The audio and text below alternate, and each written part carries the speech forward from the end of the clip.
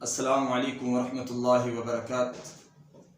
الحمدللہ وحدہ والصلاۃ والسلام علی رسول اما بعد فاعوذ باللہ من الشیطان الرجیم بسم اللہ الرحمن الرحیم۔ قال اللہ تبارک و تعالی فی القرآن المجید بسم اللہ الرحمن الرحیم هل جزاء الاحسان الا الاحسان۔ اللہ رب العالمین قرآن پاک کے اندر اعلان فرماتے ہیں کہ نیکی کا بدلہ نیکی ہی سے ہے۔ دوسرے مقام پر اللہ رب العالمین فرماتے ہیں فَإِنَّ اللَّهَ لَا يُضِيعُ أَجْرَ الْمُحْسِنِينَ، بے شک اللہ رب العالمین محسنین کے اجر کو ضائع نہیں کرتا۔ اور نبی علیہ السلام کے بہت پیارے جامعہ کلمات ہیں۔ فرمایا امشی مع اخٍ فی حاجۃ احب الی من ان اعتکف فی هذه المسجد شہرا فی هذا المسجد شہرا۔ نبی علیہ السلام نے فرمایا کہ میں کسی بھائی کی ضرورت کے لیے اس کے ساتھ جاؤں، مجھے یہ عمل زیادہ محبوب ہے اس عمل سے کہ میں مسجد نبوی کے اندر 1 ماہ کا اعتکاف کروں۔ حضرات، آئی 2 آیات قرآن پاک سے اور ایک نبی علیہ السلام کی احادیث میں نے آپ کے سامنے پیش کی ہے، تو آج دور حاضر کے اندر ہمیں اس بات کی ضرورت ہے۔ آج اس دور حاضر کے اندر ہمیں اپنے مسلمانوں بھائیوں کا سہارا بننا چاہیے۔ کچھ لوگ اس دور کے اندر سفید پوش ہیں جو کسی کے سامنے ہاتھ نہیں پھیلانا چاہتے، مگر رب کعبہ کی قسم شاید وہ 2 وقت کی روٹی کی وجہ سے بڑے زیادہ پریشان ہے۔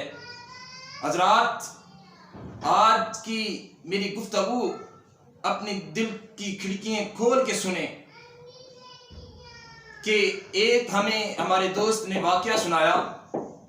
ساہیوال کے قریب اسے ایک عورت ملی، پردہ دار خاتون، اس کے پاس 2 بچے ہیں، اور اس نے اس کے سامنے ہاتھ پھیلایا، اس نے اس کے ساتھ تعاون کیا۔ عورت کہتی ہے میرے ساتھ اتنا تعاون کر دو کہ میں کھانا کھا لوں، مگر میں پریشان ہوں کہ اس وقت لاک ڈاؤن کی وجہ سے ہوٹل بھی بند ہے، میں اپنے بچوں کو کھانا کہاں سے کھلاؤں گی۔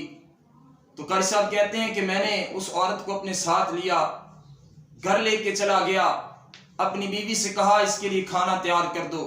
اس نے کھانا تیار کر دیا۔ کھانا تیار کرنے کے بعد اس عورت نے کھانا کھایا۔ اس بیوہ عورت نے کھانا کھانے کے بعد اس کی آنکھوں سے زاروں کی طار آنسو آ گئے۔ واللہ جب قاری صاحب نے سوال کیا میری بہن کیا مسئلہ ہے، حاجت تیری پوری ہوگی، اب تو رو کیوں رہی ہے؟ تو وہ کہتی ہے کل کا دن تھا کہ میں نے 1 وقت کی روٹی کے لیے ایک آدمی سے سوال کیا، وہ اپنے گھر مجھے لے گیا اور اس نے 1 وقت کی روٹی کی خاطر مجھے اپنی ہوس کا نشانہ بنایا۔ اور میرے بھائی، کل اس کا گریبان پکڑا جائے گا اور ہمارا بھی گریبان پکڑا جائے گا۔ اللہ نے رزق دیا ہے جن کو، مال دیا ہے جن کو، وہ نکلیں اپنے معاشرے کے اندر، اپنے علاقے کے اندر، اپنے محلوں کے اندر، اپنے ارد گرد نظر دوڑائے۔ کون ہے بیوہ عورت، کون ہے یتیم بچے، کون ہے بیچارے جو 2 وقت کی روٹی سے تنگ ہے؟ رب کعبہ کی قسم، اگر عمل کرنا ہے تو چھپ کر کرو، دوسرے کی عزت نفس کا بھی خیال رکھو۔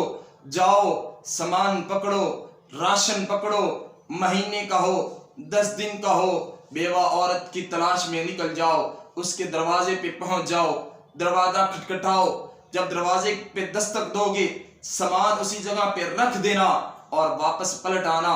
وہ بیوہ عورت باہر نکلے گی گھر سے تو دیکھے گی کوئی ہے موجود نہیں اس جگہ، مگر کوئی اللہ کا ولی، کوئی اللہ کا نیک بندہ اس جگہ پہ راشن رکھ گیا ہے میرے لیے۔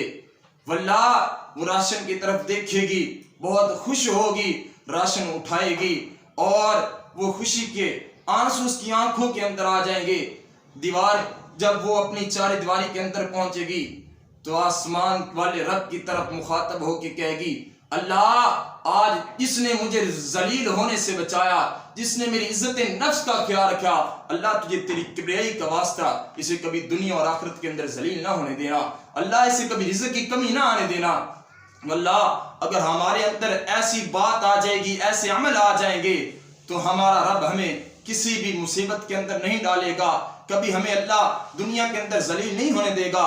اور مجھے وہ بات یاد آئی اما خدیجہ رضی اللہ تعالی عنہا محبوب علیہ الصلوۃ والسلام پہلی وحی کے اندر جب گھر آئے تو بڑے پریشان، تو حضرت خدیجہ رضی اللہ تعالی عنہا حوصلہ دیتے ہوئے جو کلمے بیان کیے وہ کلمے آپ کے سامنے رکھتا ہوں۔ اما فرماتی محبوب آپ تو بے سہاروں کا سہارا بننے والے ہیں، آپ تو غریبوں کے ساتھ تعاون کرنے والے ہیں، تو اللہ کبھی جو اپنی دل کے اندر درد رکھنے والا ہو، لوگوں کا احساس رکھنے والا ہو، اللہ اسے کبھی ضائع نہیں کرتا۔ محبوب مجھے یقین ہے آپ کے ساتھ کچھ بہتر ہونے والا ہے، اللہ آپ کو ضائع نہیں کرے گا، آپ پریشان نہ ہوئیں۔ میرے ان بھائیوں سے پیغام ہے جو میرے بھائی غریبوں کا مسکینوں کا خیال رکھتے ہیں، پریشان نہ ہوئیں، نہ آپ کے رزق کے اندر نہ آپ کے مال کے اندر کمی ہوگی۔ اور میرا ان لوگوں کے لیے پیغام ہے، رب کعبہ کی قسم تمہیں کل قیامت کے دن یہ نہیں پوچھا جائے گا تمہارا ہمسایہ کس مسلک کے ساتھ اس کا تعلق تھا، یہ کس فرقے کے ساتھ اس کا تعلق تھا، وہ بریلوی تھا یا شیعہ تھا یا دیوبندی تھا۔ ہاں سوال کیا ہوگا، قیامت کا دن ہوگا، اللہ پوچھیں گے تجھے میں نے رزق دیا، وافر مقدار میں دیا، اور فلاں رات کو تیرا ہمسایہ بھوکا سو گیا، تجھ کو یہ بات معلوم بھی تھی، بتا وہ کیوں بھوکا سویا تھا۔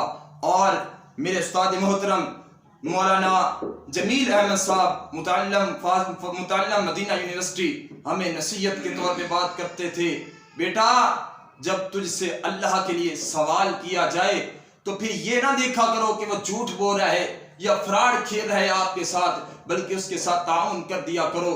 قیامت کا دن ہوگا، اللہ کی بارگاہ کے اندر تم کہہ دینا، اللہ ساری زندگی اگر کوئی تیرے نام کا آ کے مجھ سے سوال کر دیتا، میں اپنا پیسہ تیرے نام کی خاطر لٹا دیتا۔ اللہ میں تیرے نام کی خاطر میں نے اپنی جائیدادیں قربان کر دی، اپنا پیسہ قربان کر دیا۔ اور میرے بھائیوں یہ رمضان المبارک کا موقع ہے، اس کے اندر تو نبی علیہ الصلوۃ والسلام تیز آندھی کی طرح زکوٰۃ خیرات کرتے، اور اب تو وقت ہے آگے بڑھنے کا، اب تو وقت ہے بے سہاروں کا سہارا بننے کا۔